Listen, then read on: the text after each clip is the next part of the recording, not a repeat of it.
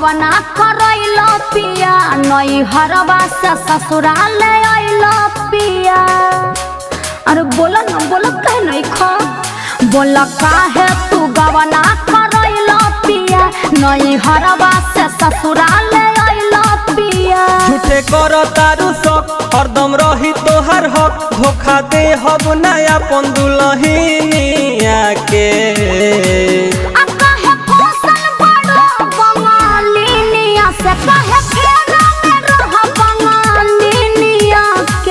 अरे बोला ना बोले लायक छोड़लू कहाँ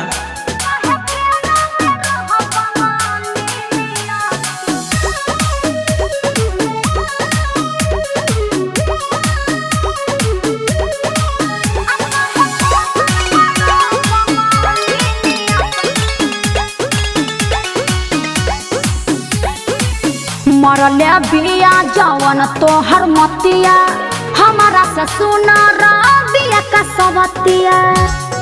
बता दो ये ठीक नहीं खकर तोहरा झगड़ा करे के मन बाबे का हो धन हम तोहरे पे मरी खाके कहिले कसम हम हई तोहार नहीं बदली विचार छोड़ तू कहली दुनिया के।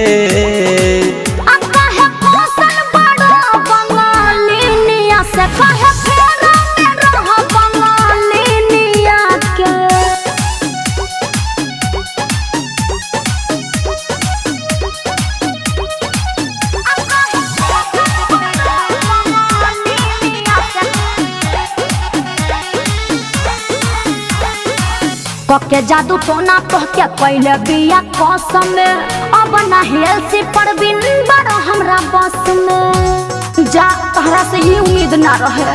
हमके ना तो तारू नलिया के पकिया से दोसर औरत के ना देखी उल्टा अखिया से। अच्छा। जाई नून जस गल जदी करब तो से छल कसम खा के कहतानी मुनिया के।